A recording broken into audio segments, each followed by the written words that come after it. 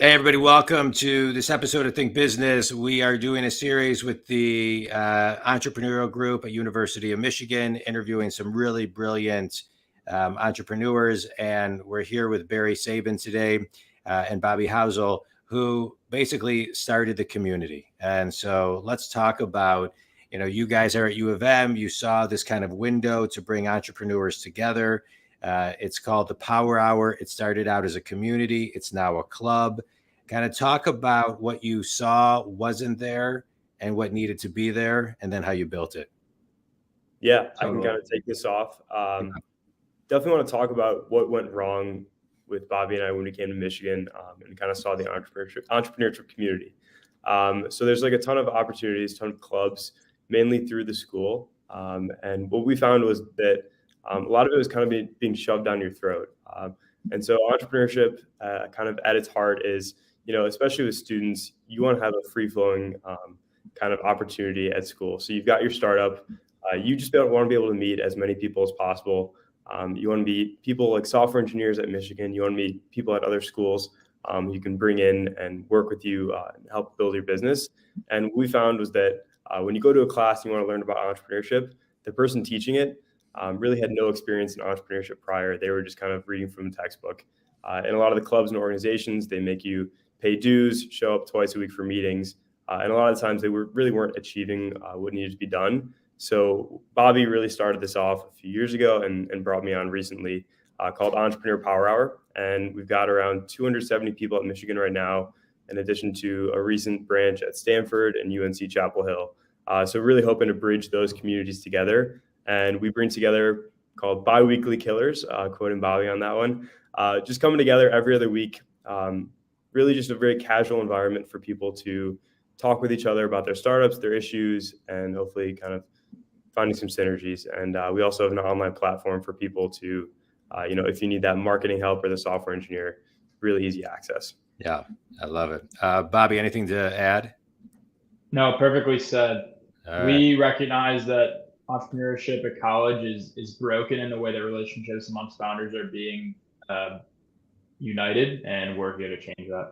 Yeah, I love it. Let's talk about the power of a bunch of entrepreneurs in a room talking about ideas and the power of an idea.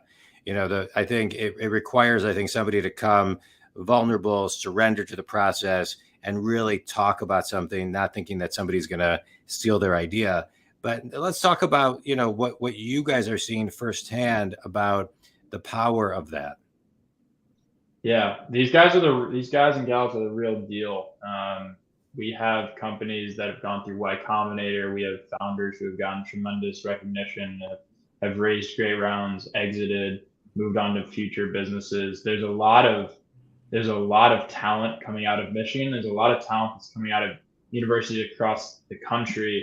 And what we recognize is that student founders, more so than anything at the end of the day, no matter what the problem they're solving, want to feel heard, right? Yeah. And so it comes down to putting people in a place where they feel understood, accepted, and supported is what we're trying to do here. When you're sitting in a classroom and every person on your left and right is excited about working their butt off at some internship they don't really care about, or finding this or that job, and you're sitting here trying to figure out how you're going to start your company and solve your cash flow problems, it's very hard to find commonality. And as much as your friends might want to help, they might just not understand where you're at and what you're trying to do. So putting these people in a room where they can feel heard, understood, and supported, and make sincere friendships and relationships with people that are doing things like them is a really powerful notion. Yeah, I love it. It really is. Everything you just said is extremely powerful and very addictive once you understand the power of collaboration. I'm a big believer that there's really no competition per se, because if you can find a way to collaborate and learn from somebody, everybody's got their unique way of doing something. So let's talk about kind of these what did you call them, the bi-weekly killers, right? So what are those, right? So what's the mindset that people are coming into with, and how are people leaving those meetings? Yeah, we've strived to tear down what college entrepreneurship has been in the past, which is boring, repetitive, mandatory meetings, formal application processes, all these things that are anything but entrepreneurial, high barriers to entry, limited, kind of limiting the flow of information and the access. And we said, let's get rid of all of that and let's create an open source, purpose-driven, free-for-all community where the most exciting people chasing dreams, telling stories, and trying to do the unthinkable can come together to support each other without any preconception of there being anything expected from them other than providing wonderful stories and sharing what they care about and supporting other people that are there. And so that's what a biweekly killer is. A biweekly killer is someone who the cadence of our in-person meetups tends to be every other week. And we put on this forum where wonderful conversation, partnership, serendipity takes over. And you see people start to build things together in a way that would never have been possible before because they were just so fragmented and scattered across campus. This is not just a story of Michigan, this is a story nationwide. There's no organization like ours that is helping centralize and support grassroots student movements in the way that we're trying to. Yeah. And I think part of the beauty of it is that everyone who's there wants to be there. You know, a lot of the stuff that goes on in Michigan, you do it for your class, you do it because if you want to stay in the organization, you have to show up. This is completely optional. And so everyone who's there wants to be having conversations with people I've never spoken to. And that's really like something that's very unique that you don't find very often around here. Yeah. Let's talk about that. I mean, you know, so you guys have built this amazing community that people want to be at. It sounds like you're starting to, I'm using the word franchise it, right? Send it out, get other universities on board. And so how are you productizing the community? And how are you getting it to other schools? I think it's very more difficult than most people would think. And so kind of what has leveraged this whole expansion beyond Michigan was we recently went on a podcast called the My First Million podcast, hosted a startup pitch competition with 5 of the startups at Michigan. And that really broadcasted how serious some of the founders here at Michigan are. So we got a ton of interest from people across the country. And we've been very hesitant to kind of onboard other schools because you really do need a Bobby Housel at the heart of it. You need someone who is just really entrenched in the startup entrepreneurship community at each of these schools. So we've really, more so than the school itself, we've been looking for that golden goose individual at other schools. And so what we bring to the table is, we're onboarding into this online community where people are going to be able to bridge the conversations they're having. So instead of just a small iMetches group chat, now if you need a software engineer for a project, you don't need to just go to North Campus at Michigan. Now you can tap into the geniuses over at Stanford as well. And so I think that's really special. And in addition to that, we're hoping to build out a investment syndicate, which is going to kind of shine light on a lot of the startups within our community. And so we're building out a team of interested angel investors and small venture capital firms. And so we can kind of tag that along. So you're at Stanford and now you have access to this incredible investor angel network that we've built at Michigan. And it really just tags along everywhere we go. Yeah. Sounds amazing. I mean, I would think that people walk in with one idea and they walk out with new ideas. I mean, I would think that these think tanks where people want to be there are incredibly encouraging and motivating because you can bring anything raw, I would imagine, and help people and have people help you kind of dissect it and build it. Perfectly said. Yeah. Yes, the conversations that happen at these meetups are powerful, and especially we kind of on top of that, we take students on very intentional entrepreneurship retreats as well over the course of 3 or so days. And the conversations that happen at those always wow me, like just how deep students get. Why are they trying to solve this business? Why are they trying to solve this pain point? And you start to get down to the crux of their ethos, like what they stand for. And it's such a bigger conversation than just entrepreneurship and where your product market fit lies. Let's talk about, you're doing this, it's Stanford, you're moving into other schools, you're doing the, investment syndicate, but talk to me about how the education system from your guys' perspective needs to evolve. You mentioned earlier that, it's broken and things of that nature. How does the education system evolve? It's definitely a multifaceted question. I guess there's two things that we can address in short. One is education system needs to be more complex and less, I guess, try and find where's the competitive advantage, right? So right now, entrepreneurial education looks vastly similar across a lot of schools in the United States. I think your exceptions are a couple of those, Ivy West Coast type schools that have a lot of ex-founders and entrepreneurs that are actually involved. Maybe they're one-off adjunct lecturing a class. I think that's the exception, and that's certainly not what you see in the Midwest. And so what the problem lies is that there's no competitive advantage in any of these curriculums, right? Like the entrepreneurship education I get at Ohio State is largely the same as the one I get at Michigan, the one I get at Penn State, at NYU, et cetera, right? And so the biggest problem there is everyone's teaching you how to make a deck and how to pitch to investors, perhaps, and how to find product market fit and fill out your business model canvas. But, for instance, we have a lot of entrepreneurs who understand the power of outsourcing. And so we have a lot of folks that are hiring virtual assistants and contract workers like overseas, right? Kind of leveraging the exchange rates and whatnot. And I've never heard once an Entrepreneurship Center Institute talk about how to manage and hire your first set of virtual assistants and contract workers. That's a conversation that just doesn't happen, right? Because these entrepreneurship educations are so limited to kind of what you would expect, right? I was fortunate, I took some entrepreneurship classes in high school. I learned the stuff that these college institutes are teaching in high school. And so the education is just very basic. And how we're trying to combat that is we have such a talented, skilled group of individuals. We also know that this kind of top down, put a lecture in front of the classroom and just spew information. They like to call it a fireside chat. It's really anything but that.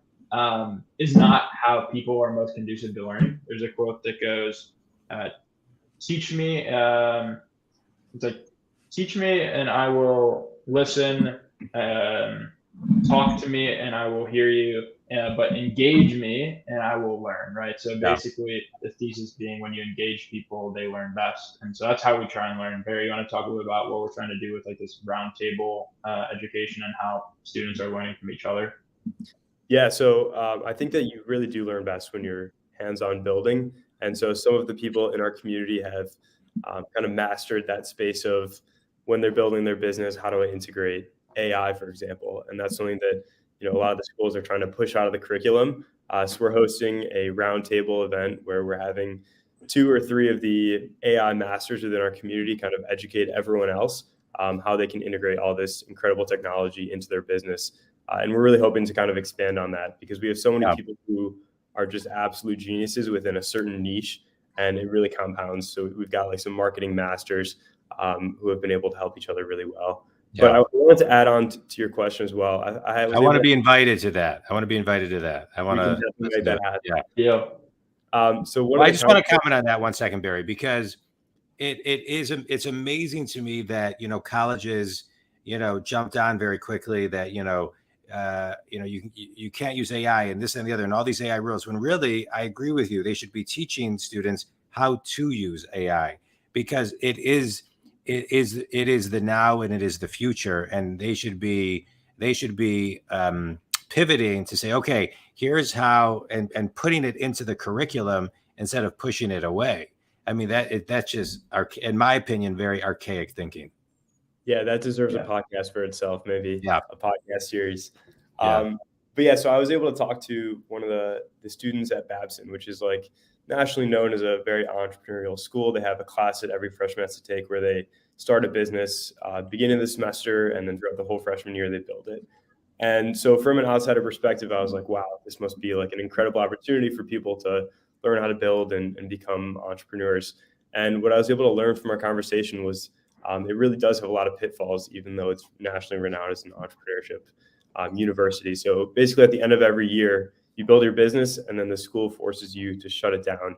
And they really encourage you to kind of stop that idea and build something else after, it seems very ridiculous. I think that there are some legal blockades they face, but that's something that, when you come to Entrepreneur Power Hour, there's none of that energy. And I think that part of it is because the school benefits from you going to working in consulting investment banking, where you go make $150,000 to $200,000 your first year out.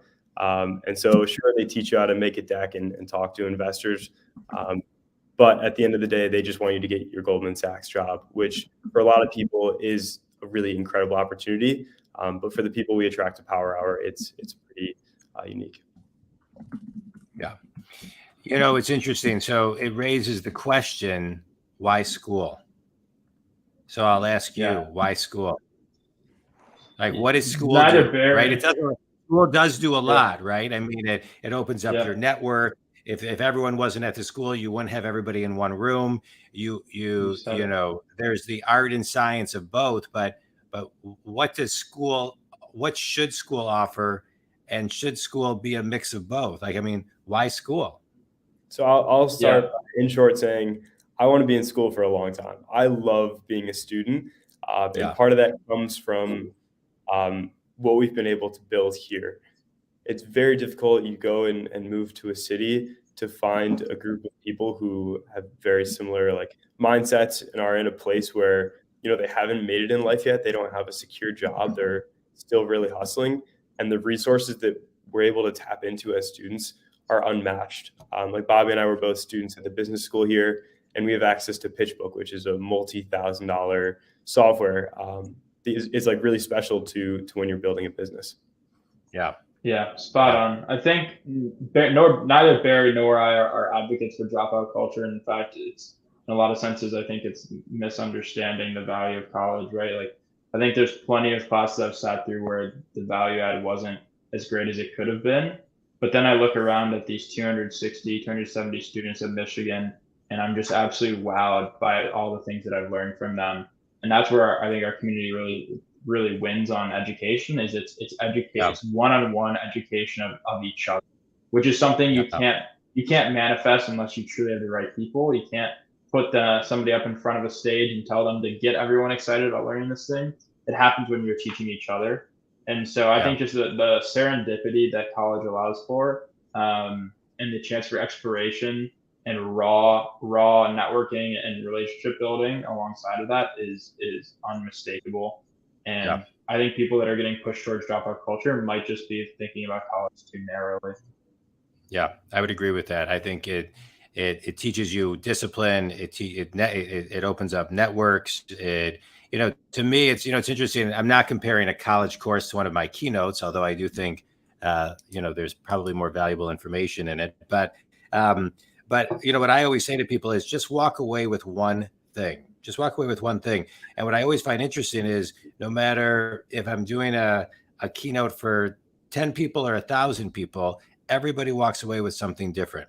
And so if everybody's taking these classes and walking away with the one thing and then bringing it into your community, then all of a sudden that's where the learning begins to really sprout and compound. So I think what you guys are doing is great, and kudos to you guys for seeing a opportunity, seeing a window to build something, identifying where something wasn't, and then having the courage and really following through and executing to build something that's really going to spark probably so many more things than you can possibly imagine over the next, 10, 20, 50 plus years. So kudos to you guys.